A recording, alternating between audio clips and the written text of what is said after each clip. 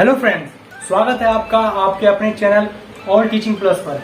आइए आज हम 8th क्लास का 1.1 का क्वेश्चन 3 से हल करेंगे। ठीक है, क्वेश्चन 3 में पहला जो क्वेश्चन दे रखा है, जो पहला पार्ट दे रखा है वो दे रखा है x इक्वल टू 11/15। ठीक है, ये दे रखा है। तो हम इसका पहले बताते हैं आपको कि प्रतिलोम, इसका जो प्रतिलोम होगा वो हम पहले लिखते हैं। तो यहां हम लिख लेते हैं कि 11/15 का प्रतिलोम हम लेते हैं -11/15। ठीक है, ये हो गया इसका प्रतिलोम। ठीक है, आप इसको इस प्रकार भी लिख सकते हैं -x इक्वल टू -11/15। ऐसा क्यों लिखा है हमने? क्योंकि यहां प्रतिलोम जो होता है उसका माइनस हो जाता है। ठीक है, तो ये हो गया। अब इसको हम जोड़ें तो 0 आना चाहिए, तो 11/15 हो गया प्लस -11/15। ठीक है, अब यहाँ माइनस ये हमने लिख दिया 11/15। तो प्रतिलोम का मतलब क्या होता है कि प्लस है तो माइनस, ठीक है, और माइनस है तो प्लस। ये हो गया यहाँ प्रतिलोम। ठीक है, आइए अब अगर हम इसे जोड़ते हैं तो 0 आना चाहिए, तो 11/15 और प्लस अगर -11/15 करते हैं। ठीक है, और ये ब्रैकेट जो है इनको अलग करता है। ठीक है, इसका मतलब है जब हम ब्रैकेट खोलेंगे तो इन दोनों की आपस में मल्टीप्लाई होगी जो निशान है। तो आप देख रहे होंगे 11/15 है और प्लस माइनस माइनस हो जाता है और 11/15। ठीक है, आप देख रहे होंगे दोनों बराबर है, ये प्लस का ये माइनस का, इसलिए कट जाएगा, यहाँ 0 हो जाएगा। ठीक है, तो यहाँ कहना क्या चाहता है, हम लिख देते हैं अथवा। अब हम आगे के लिए प्रूव करते हैं। क्यों? क्योंकि ये कह रहा है कि हमें minus x equal to x प्राप्त करना है। ठीक है, ये प्राप्त करना है, तो हम माइनस 11/15 रखते हैं। ठीक है, और ये प्राप्त हो जाएगा हमें 11/15। ठीक है, ये हमने मान उठा करके -11 का मान उठा करके हमने यहाँ रखा। ठीक है, इसके अंदर रखा, तो ये हमें प्राप्त हो गया 11/15 x। ठीक है, क्योंकि minus x is equal to x है। ठीक है, तो ये हमें प्राप्त हो गया, इसलिए ये ठीक है, ये हो गया हमारा प्रूफ। तो इसे नोट कर लीजिए, फिर हम अगला कराते हैं। ठीक है, चलिए हम इसका सेकंड पार्ट अब करते हैं। ठीक है, वो फर्स्ट पार्ट था, अब सेकंड पार्ट। अब सेकंड पार्ट देखा x इक्वल टू -13/17। आपके स्क्रीन पर क्वेश्चन शो रहा, आप वहां देख लीजिए। ठीक है, तो यहाँ है कि इसका हम प्रतिलोम लिखते हैं। प्रतिलोम मतलब उल्टा, इसका प्लस का माइनस। ठीक है, और माइनस है तो प्लस हो जाएगा, तो यहाँ लिखेंगे -13/17 का प्रतिलोम। तो यहाँ हम ले लेते हैं 13/17। ठीक है, ये हो गया इसका प्रतिलोम। ओके गाइस, इसका प्रतिलोम ये क्यों हुआ? क्यों? आप यहाँ ये भी लिख सकते हैं, जैसे ये जो मान होगा ये इसका हो सकता है माइनस x, ये हो गया इसका मान। ठीक है, ठीक है, इसलिए आप यहाँ पर इसके स्थान पर आप ये ऐसे लिख सकते हैं -13/17 का प्रतिलोम। माइनस यहाँ आ गया -x इजिकल टू 13/17, ये हो गया। ठीक है, 13/17। क्यों? क्योंकि अगर हम x के स्थान पर हम ये मान रखते हैं तो ये हो जाएगा 13/17, तब प्रतिलोम होगा। ठीक है, अब यहाँ हम इसको जोड़ के देखते हैं। अगर जोड़ते हैं तो यहाँ 0 आना चाहिए, तो ये प्रूफ हो जाएगा कि ये ठीक है 17। अब देखो ये माइनस का ये प्लस का दोनों इक्वल है, इसलिए 0 हो जाएगा। ठीक है, ओके गाइस, अब यहाँ आप लिख लीजिए अथवा। हमने अभी आपको बताया था कि ये लाइन मैंने आपको मिटाई नहीं है, हमने पहले प्लस से माइनस बना, मतलब जो प्रतिलोम बनाया था वो माइनस का बनाया था। ठीक है, इसलिए ये कंडीशन फॉलो हुई। अब जो कंडीशन फॉलो होगी, क्यों? क्योंकि यहाँ x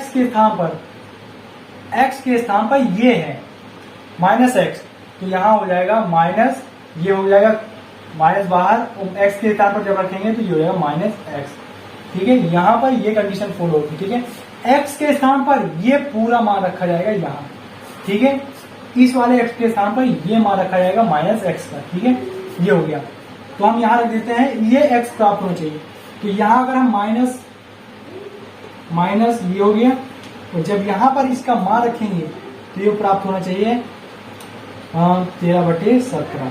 ठीक है, अब यहाँ आप देख रहे होंगे किससे इसकी मल्टीप्लाई होगी तो प्लस हो जाएगा, और जब इसकी फिर होगी तो ये हो जाएगा -13/17, ठीक है। आप देख रहे होंगे कि पुनः हमें x प्राप्त हो गया है, ठीक है। इसलिए आप देख रहे होंगे यहाँ कंडीशन ये बन रही है, ये x माइनस ये बाहर वाला हो गया, ठीक है, और माइनस का हो गया यहाँ, और x के स्थान पर आ गया -x, ठीक है। और ये हो गया प्रूफ, हमारा x आ गया, ठीक है, यहाँ -x आ गया, ठीक है। ये प्रूफ हो गया हमारा, जो हम लेके चले थे वही हमें पुनः प्राप्त हो गया, इसलिए ये कंडीशन बिल्कुल प्रूफ है, सही है। आप इसे नोट कर लीजिए, फिर हम फोर्थ क्वेश्चन कराते हैं, ठीक है। चलिए, आपको हम फोर्थ क्वेश्चन कराने से पहले, ठीक है, आपको हम फोर्थ क्वेश्चन कराने से पहले एक बात बताना चाहेंगे कि जैसे अगर परिमेय संख्या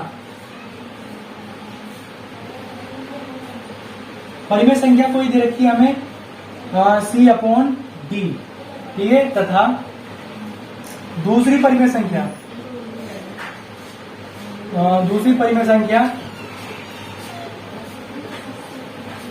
आपको दे रखी है, दूसरी परिमेय संख्या आपको दे रखी है A/B, ठीक है, ये दे रखी है संख्या A/B है, तब इनका जो गुणात्मक प्रतिलोम होगा, ठीक है, इनका गुणात्मक प्रतिलोम जो होगा वो होगा A/B इंटू C/D होगा, ठीक है, इज इक्वल टू 1 होगा। ये होगा इनका गुणात्मक प्रतिलोम, या लिखते हैं गुणात्मक प्रतिलोम। ओके गाइस, यहाँ हो गया परिमेय संख्या A/B का गुणात्मक प्रतिलोम, ठीक है, ये हो गया, ये होगा, ठीक है, नोट कर लीजिए, फिर हम आपको क्वेश्चन कराते हैं, ठीक है। चलिए, अब परिभाषा के बाद हम सवाल हल करते हैं। तो फोर्थ क्वेश्चन दे रखा है कि निम्नलिखित के गुणात्मक प्रतिलोम ज्ञात कीजिए, ठीक है। पहला क्वेश्चन है इसका फोर्थ का पहला क्वेश्चन है -13, ठीक है। अब इसका हम लिखेंगे गुणात्मक प्रतिलोम -13 मतलब -13 का गुणात्मक प्रतिलोम, जो गुणात्मक प्रतिलोम हुआ माइनस ऐसे ही रहेगा, बाकी जो संख्या है वो पलट जाएगी, ठीक है। ये हो गया 1/13, ठीक है, ये हो गया इसका गुणात्मक प्रतिलोम। अब हम यहां पर लिख लेते हैं ये कि अगर इनकी मल्टीप्लाई करते हैं, आपस में गुणा करते हैं, तो इजिकल टू 1 आना चाहिए, ठीक है। तो इसका मतलब ये सही होगा फिर, तो इंटू -1/13, देख लो, माइनस माइनस से प्लस हो जाएगा और 13 से 13 कट जाएगा, ये आ गया 1, ठीक है। अतः ये पहला क्वेश्चन ठीक है, ये हो गया हमारा आंसर, ठीक है, ये ठीक है, यही गुणात्मक प्रतिलोम होगा इसका। ओके, अब हम बात करते हैं दूसरे क्वेश्चन की, ठीक है। सेकंड क्वेश्चन क्या है? सेकंड क्वेश्चन दे रखा है -13/19। अब इसका गुणात्मक प्रतिलोम क्या होगा? -13/19 का गुणात्मक प्रतिलोम। अब इसका गुणात्मक प्रतिलोम क्या होगा? माइनस ऐसे ही रहेगा और ये संख्या पलट जाएगी, तो ये होगा 19/13। और गाइस, अब इसका मतलब इन दोनों की मल्टीप्लाई आपस में करें तो 1 आना चाहिए, तो हम कर लेते हैं -13/19 इंटू -19/13, ठीक है। माइनस माइनस प्लस हो जाएगा और 13 से 13 कट जाएगा, 19 से 19 कट जाएगा, तो यहाँ 1 आ गया आंसर, ठीक है, 1 आ गया। अतः ये गुणात्मक प्रतिलोम हमारा ठीक है, तो ये हो गया हमारा आंसर, ठीक है। अब हम तीसरा क्वेश्चन हल कर लेते हैं। तीसरा क्वेश्चन है 1/5, ठीक है, ये हो गया। अब जब हम इसका गुणात्मक प्रतिलोम लिखेंगे तो क्या होगा? 1/5 का गुणात्मक प्रतिलोम, इसमें माइनस नहीं है इसलिए ये ऐसे ही पलट जाएगा, तो ये हो जाएगा 5/1, ठीक है। अब जब इनकी मल्टीप्लाई करेंगे तो हमें 1 आना चाहिए, अगर 1 आ जाता है तो हमारा क्वेश्चन सही है, मतलब गुणात्मक प्रतिलोम जो लिया है हमने वो सही है। तो 1/5 इंटू 5/1, तो 5 से 5 कट जाएगा, आंसर आ जाएगा 1। अतः ये गुणात्मक प्रतिलोम सही है, ठीक है। अब बात आती है फोर्थ क्वेश्चन। फोर्थ क्वेश्चन में -5/8 इंटू -3/7, ठीक है। पहले इस क्वेश्चन को हल कर लेते हैं हम, ठीक है, इसको हल कर लेते हैं, तो ये हो जाएगा 5 या 15, ये प्लस का 15 होगा, ठीक है, और यहाँ हो जाएगा 8 7 56, ये हो गया। अब इसका जब हम गुणात्मक प्रतिलोम निकालेंगे तो 15/56 का गुणात्मक प्रतिलोम 56/15, ठीक है, इसका उल्टा हो गया, ठीक है, ये हो गया गुणात्मक प्रतिलोम, क्योंकि प्रतिलोम का मतलब उल्टा, ठीक है। तो अब इसकी मल्टीप्लाई करें तो 1 आना चाहिए, तो हमें मतलब प्रूफ हो जाएगा कि जो गुणात्मक प्रतिलोम है वो सही हमने लिया है, ठीक है। तो हम यहाँ ले लेते हैं 15/56 गुणे 56/15 इजिकल टू 1 आना चाहिए, तो 56 से 56 कट जाएगा और इस 15 से ये 15 कटेगा और यहाँ आ गया 1 आंसर। तो इसका मतलब ये है कि गुणात्मक प्रतिलोम ये जो है ठीक है। ओके गाइस, अब आपको हम 2 क्वेश्चन घर के लिए दे रहे हैं, इसमें आपको 2 क्वेश्चन को करके दिखाना है और आपको हमारे कमेंट बॉक्स में कमेंट करना है, ठीक है। चलिए, जो कमेंट करके बताएगा उसका आंसर क्या आ रहा है, ठीक है, उसका नाम हम अगली वीडियो में लेंगे। तो यहाँ आ जाता है आपका 5 क्वेश्चन। 5 क्वेश्चन क्या है, -1 इंटू -2/5 है, ठीक है, और 6 क्वेश्चन है -1, ठीक है। ये आपके लिए होमवर्क है, ठीक है, दोनों क्वेश्चन आपके लिए होमवर्क है। ये दोनों क्वेश्चन करके आपको हमारे कमेंट बॉक्स में कमेंट करके बताना है इसका आंसर क्या आता है, ठीक है, नोट कर लीजिए। चलिए फ्रेंड्स, अब हम 5 क्वेश्चन हल करते हैं। इसमें आपको बताना है कि निम्न प्रत्येक में गुणन के अंतर्गत उपयोग किए गए गुणधर्मों के नाम लिखिए, ठीक है। ये जो इसमें गुणधर्म यूज किए जाते हैं, जैसे हम जो कोई भी इसमें हम मतलब सूत्र लगाते हैं या फॉर्मूला लगाते हैं, किसी भी प्रकार से इसको हल करते हैं तो एक इसका नियम होता है, इसका एक नाम होता है हल करने का, ठीक है। तो आप देख रहे होंगे कि पहला क्वेश्चन जो 5 क्वेश्चन है, पहला जो पार्ट है तो उसमें दे रखा है -4/5 इंटू 1, ठीक है, 1 is equal to 1 into -4/5 is equal to -4/5। अगर इस प्रकार का क्वेश्चन है तो इस प्रकार के हम क्वेश्चनों को क्या कहते हैं, गुणात्मक तत्समक नाम हो जाएगा, गुणात्मक तत्समक, ठीक है, ये हो गया। अगर ऐसी कंडीशन बनती है तो कि जो हमने क्वेश्चन लिया और वही क्वेश्चन हमें दोबारा वही मिल जाता है, -4/5 मिल जाता है, ठीक है, उनमें से, तो ये हो गया गुणात्मक तत्समक, ठीक है। अब बात आती है सेकंड में क्या है, सेकंड क्वेश्चन दे रखा है -13/17 इंटू -2/7 इजिकल टू -2/7 इंटू -13/17, ठीक है, ये आ गया। जो पहला हमने जिस कंडीशन से हल किया वो गुणधर्म जो कहलाता है वो कहलाता है गुणात्मक तत्समक, ठीक है, ये हो गया।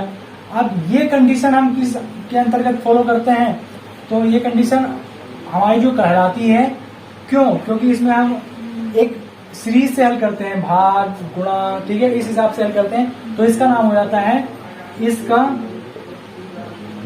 है गुणन क्रम विनिमय, ठीक है, ये हो जाएगा गुणन क्रम विनिमय।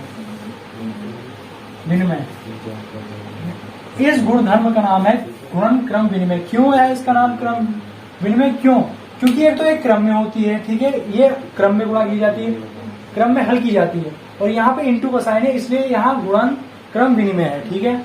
ये हो गया इसका सेकंड का नाम, ठीक है, इस हिसाब से हमने हल किया है, इसलिए इसका नाम ये हो गया। अब हमारा थर्ड पार्ट जो है उसको हम इस हिसाब से हल कर रहे हैं कि उसका मान 1 आ जाता है।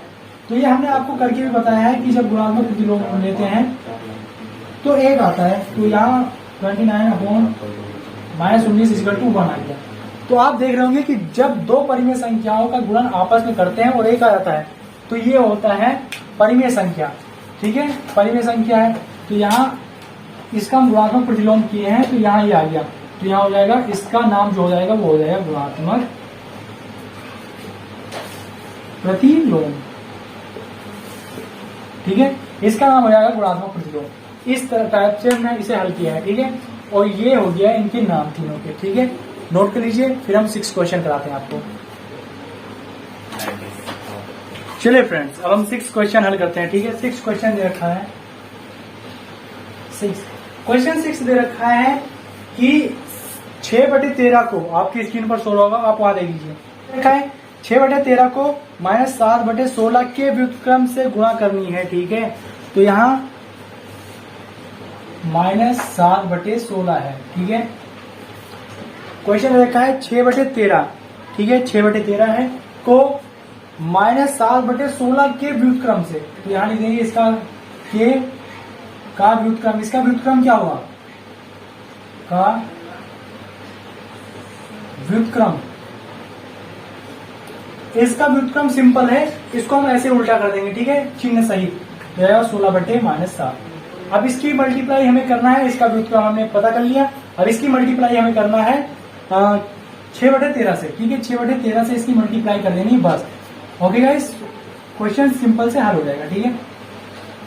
16 छंग होंगे 96, ठीक है, और 13 सत्ते 91, माइनस का चिन्ह है इसमें माइनस आ जाएगा, और ये हो गया हमारा क्वेश्चन हल, ठीक है। -7/16 का व्युत्क्रम पहले हमने ज्ञात किया, उसके बाद में 6/13 से इसकी मल्टीप्लाई कर दी, और ये आ गया आंसर हमारा, ठीक है, ये हो गया। नोट कर लीजिए इसे। चलिए अब हम 7 क्वेश्चन हल कर लेते हैं, ठीक है। 7 क्वेश्चन दे रखा है, आपके स्क्रीन पर शो हो रहा होगा, ठीक है। बताइए कौन से गुणधर्म की सहायता से, इसमें गुणधर्म ही बताना है और इसको हल करके हमें देखना है क्या आंसर इक्वल आ रहा है दोनों का। तो 1/3 पहले इसको हम हल कर लेते हैं, ठीक है। 1/3 × 6 × 4/3, ठीक है, इसको हम हल करते हैं पहले, ठीक है। तो यहाँ 1/3 ऐसे ही है, इंटू इसकी जब मल्टीप्लाई हम करेंगे तो 6 × 24 हो जाएगा, और ये हो जाएगा यहाँ 3, इसकी मल्टीप्लाई करेंगे तो जाएगा 24/9, ठीक है। इसे 3 से अगर हम भाग देते हैं तो हो जाएगा 3 × 8 = 24, 3 × 9, ठीक है, ये आ गया इसका। अब यहाँ पे आगे क्या रखा है, को 1/3 × 6 ब्रैकेट इंटू 4/3 के रूप में अभिकलन करें, ठीक है। और बताइए कि कौन से गुणधर्म का मतलब कौन से गुणधर्म से किया गया है, ठीक है। क्या हो जाएगा 1/3 × 6, आपकी यहाँ ब्रैकेट है, और ये हो गया 4/3 इक्वल टू, इससे भी वही आंसर आना चाहिए, क्यों, क्योंकि ब्रैकेट ही में चेंजेस आई है, वो बाकी टर्म वही है, गुणा वैसे ही होगी। तो यहाँ 6 से गुणा हो जाएगी, पहले इसकी गुणा 6 से हो जाएगी, 6/3 है, इंटू 4/3 है। अब इसकी मल्टीप्लाई ऊपर से नीचे की, तो 24 हो गया, या फिर 24/9, ठीक है। इसको जब काटेंगे तो 8/3 आ गया। दोनों तरीके से आंसर सेम आ रहे हैं, ठीक है। अतः हम यहाँ ये कह सकते हैं कि किन्हीं 3 परिमेय संख्या A, B तथा C हों तब A into B into C is equal to A into B is equal to C into C, ठीक है।